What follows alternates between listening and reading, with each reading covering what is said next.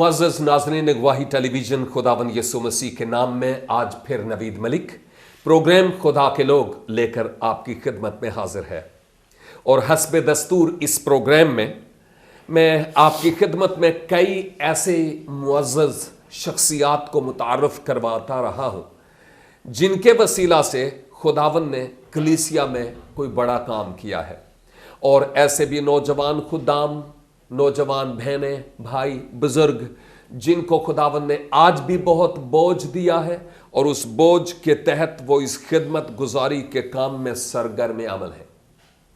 اسی کڑی کو آگے ملاتے ہوئے آج جس شخصیت کو میں آپ سے متعارف کروانا چاہتا ہوں، آپ بھی ایک ایسی شخصیت ہیں جن کو خداوند نے بہت برکت دی ہے اور خاص بوجھ دیا ہے کہ وہ ارشاد اعظم کی تکمیل اور تعمیل کرنے والے ٹھہرے۔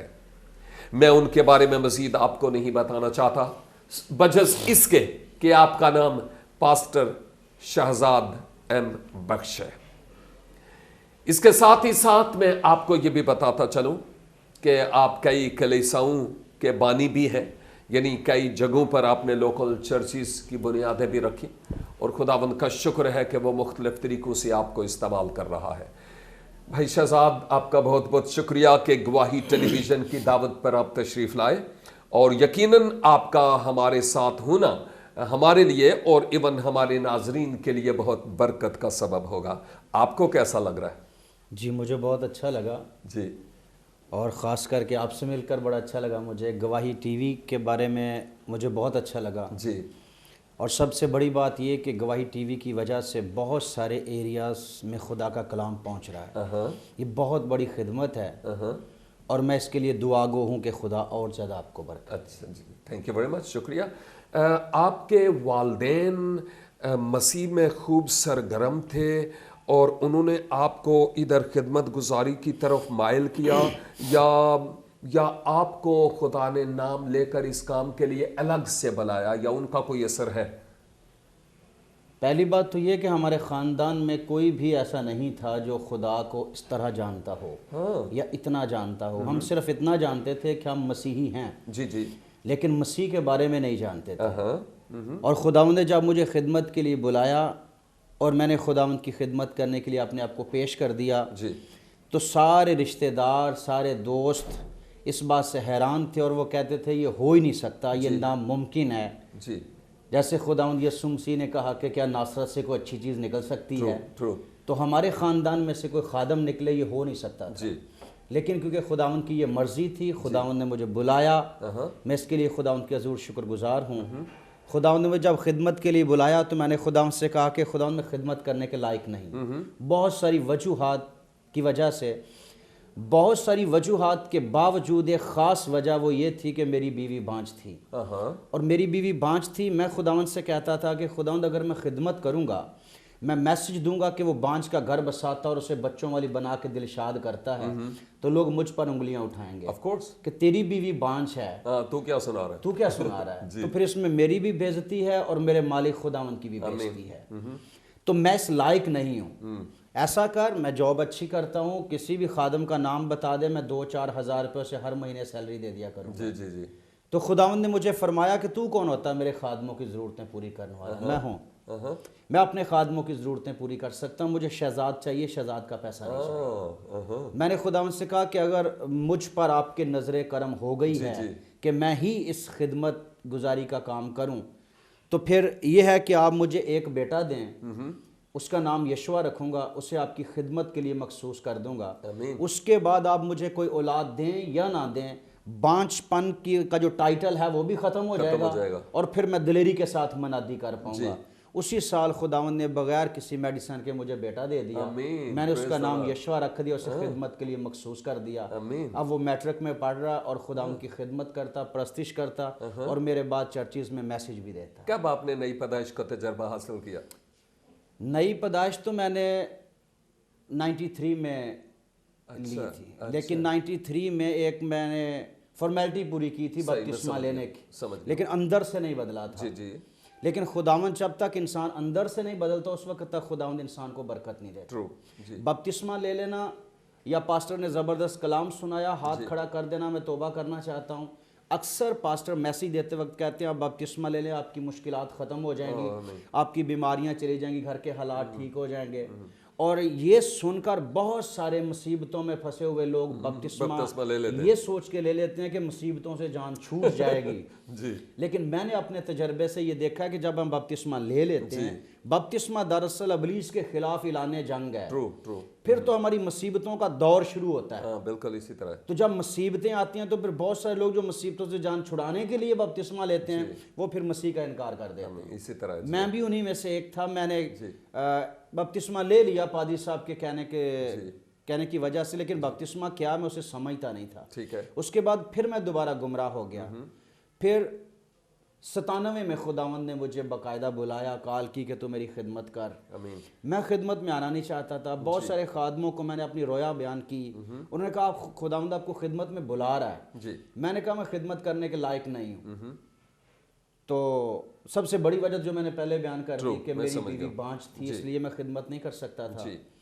اس سے بڑی بات یہ کہ مجھے کلیسیا لوگوں کے سامنے کھڑے ہو کر بات کرنے سے شرم بہت آتی تھی۔ یہ بھی ہے۔ تو اس کے بعد جب خدا نے مجھے بلایا تو اب تو میں 10,000 50,000 میں بھی یسوع کی گواہی کے لیے دلیری کے ساتھ بول سکتا ہوں۔ آمین، ویری گڈ۔ تو تقریباً 97 میں آپ خداوند کے ساتھ وفاداری سے جیسے ہونا چاہیے جی، ویسے 99 کے بعد میں وفاداری کے ساتھ خدا کے ساتھ چلتا رہا۔ 99 میں میں نے باقاعدہ ناصری گلوریس چرچ کے نام سے کام کرنا شروع کر دیا، اور میں نے خداوند سے کہا کہ خداوند میں 7 چرچز بناؤں گا اپنی زندگی میں۔ 7 چرچ۔ شاید اس کی وجہ یہ تھی کہ مکاشفہ کی 7 کلیسیاؤں کی بات میرے ذہن میں تھی، ہو سکتا ہے۔ جی، میں نے خود سے یہ بات کی، میں یہ نہیں کہتا کہ مجھے رویا دی خداوند نے، میں نے خود سے یہ بات لی کہ میں 7 چرچز بناؤں گا پورے پاکستان کے اندر، جہاں بھی مجھے موقع ملے تو توفیق دے میں 7 چرچز بناؤں گا۔ جب میں نے 7 چرچز بنا لیے، ہاں جی، خدا نے مجھے توفیق دی کہ میں نے 7 جگہوں پر کلیسیاں قائم کی۔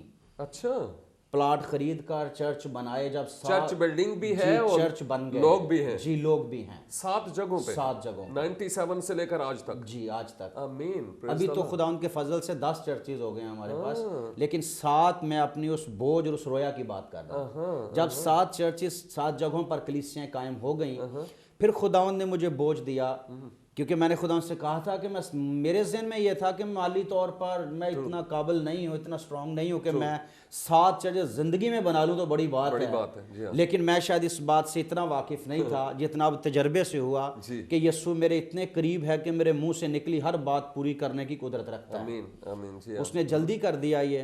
پھر میرے اندر یہ بوجھ آیا کہ چرچز تو بن گئے، اب چرچز کا حق بنتا ہے، چرچ کا مطلب ہے کلیسیا، کلیسیا کا مطلب ہے مسیح کا بدن۔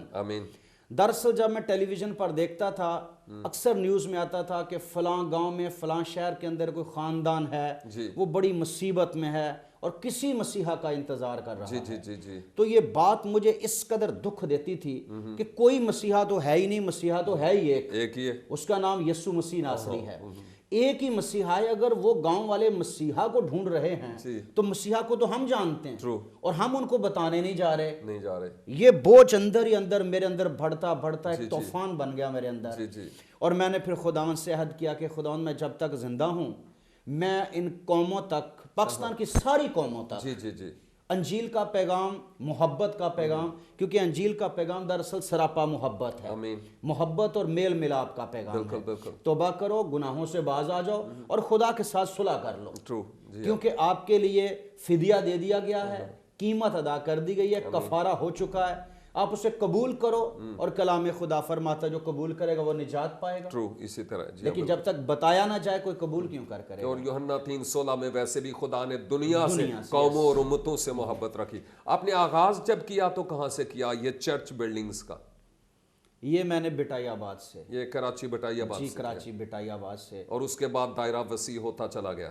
میرے استاد جب ہم ان کے پاس بیٹھ کے کلام سیکھتے تھے تو میں کیونکہ سب سے جونیئر تھا اور باقی سارے مجھ سے ہر لحاظ سے مجھ سے اچھے تھے، تو استاد ان سے بات کرتے تھے، مجھ سے بالکل بات نہیں کیا کرتے تھے۔ اگر شاگرد کی اتنی اچھی گواہی ہے تو میرے خیال میں میرے لیے اور میرے ناظرین کے لیے یہ سننا کہ آپ کے وہ جو استاد محترم تھے ان کا نام کیا تھا بتانا پسند کریں گے؟ جی، ان کا نام لازرس تھا۔ ہاں، اچھا، ٹھیک ہے، پادری لازرس۔ جی تو وہ مجھے کچھ نہیں کہتے تھے, وہ سمجھتے تھے کہ یہ ابھی اس قابل نہیں ہے. صحیح. لیکن میں یہ سمجھتا ہوں کہ قابلیت کسی انسان کی اپنی ذاتی قابلیت نہیں ہوتی. یہ آج مجھے پتہ چلا جب خداوند جس کو فضل دے دیتا ہے, آمین. کیونکہ وہ نکموں اور بے وجودوں کو برکت دینے کی قدرت رکھتا ہے. اسی طرح انہوں نے تقریباً ہم 8 شاگرد بیٹھے ہوئے تھے, انہوں نے 8 کے 8 سے یہ بات کی. وہ کہنے لگے کہ آپ کو کتنے سال ہو گئے ہیں؟ کسی کو 4 سال ہو گئے ہیں, کسی کو 5 سال ہو گئے ہیں, کسی کو 6 سال ہو گئے ہیں. صرف میں تھا جسے ابھی صرف 3 مہینے ہوئے تھے استاد کے پاس جاتے اور سیکھتے ہوئے. جی ہاں. تو انہوں نے کہا کہ آپ نے ابھی تک کسی جگہ پر عبادت کا آغاز کیا ہے؟ کیونکہ 3 سال کے بعد تو کم از کم پھل لانا چاہیے, یہ تو کلام کا فیصلہ ہے. اگر 3 سال کے بعد نہیں پھلتا تو اسے کاٹ ڈال. تو انہوں نے کہا نہیں ابھی تک کوئی کام ہم نے شروع نہیں کیا. اس نے کہا سمجھ لو خداوند نے آپ کو بلایا نہیں ہے. اگر آپ خداوند کی بلاہٹ کو ثابت کرنا تو آپ کو کام کرنا, کچھ پھل دیں گے تو آپ پتہ چلے گا. اسی طرح میں نے اسی دن فیصلہ کر لیا. میں نے کہا استاد نے مجھ سے بات تو نہیں کی, لیکن میں چرچ بناؤں گا اور 1 سال کے اندر اندر بناؤں گا. اور میں نے 2 مہینے کے اندر بٹائی آباد میں چرچ کی بنیاد رکھ دی. میں نے اس کی اوپننگ کی, استاد کو بلایا, انہوں نے چرچ کو بلیس کیا, مجھے برکت دی. اس وقت سے میں نے چرچ بنانا اور کام کرنا شروع کر دیا. اور خداوند مجھے آگے آگے برکت دیتا گیا, کیونکہ خداوند نے مجھے شفا کی نعمت دی. شفا کی نعمت کی وجہ سے بہت ساری قومیں میرے پاس آتی تھی. جب لوگ آتے تو میں ان کو یسوع کی گواہی دیتا تھا, اور جب یسوع کی گواہی دیتا تھا تو اس سے لوگ متاثر ہو جاتے تھے. اس قدر لوگ متاثر ہو جاتے تھے, یسوع مسیح کے بارے میں جاننے کی کوشش کرتے تھے. لیکن میں یسوع مسیح کے بارے میں اس قدر بتا نہیں سکتا تھا. تو پھر میں نے بہت سارے ایسے خدام کے ساتھ ملا, ان سے سیکھا. تو اب جب ہم غیر قوموں سے بھی بات کرتے ہیں تو ان کو پورا مسیح بتا دیتے ہیں. اور میں نے یہ دیکھا ہے کہ اگر ہم نے 100 لوگوں کو مسیح کے بارے میں بتایا ہے تو اس میں کم از کم 10 لوگوں نے ضرور یسوع مسیح کو اپنا خداوند قبول کیا. آمین. پریز دی لارڈ. یہ بہت زبردست بات ہے. ناظرین, باتوں میں مجھے ایک بات یاد آ رہی ہے, وہ یہ ہے کہ اگر ہم خدا کے کام کے لیے اتنی ساری رویا رکھیں گے تو پھر پھل بھی اتنا ہی ایکسپیکٹ کریں, آپ توقع کریں. لیکن اگر خداوند کے لیے آپ بڑی رویا رکھیں گے تو خداوند اس بڑی رویا میں آپ کا مددگار ہوگا اور آپ خداوند کے لیے کچھ بڑا کر پائیں گے. اپنے زور سے نہیں, کیونکہ یہ نہ زور سے نہ توانائی سے بلکہ خدا کے روح سے ممکن ہے. خداوند ہی اس بات کو ممکن فرمائے گا. لہٰذا بڑی رویا رکھیے اور دیکھیے کہ خداوند کے بندے نے کس طرح رویا کے تحت 7 کلیسیائیں رویا میں خداوند سے مانگی, اور یکے بعد دیگرے 7 کیا ابھی 10 ہیں, اور خداوند ان کے وسیلہ سے کیا کرتا ہے نہیں بتاؤں گا. یہاں پر لیتے ہیں چھوٹی سی ایک بریک. دیکھتے رہیے پروگرام خدا کے لوگ صرف گواہی ٹیلی ویژن پر.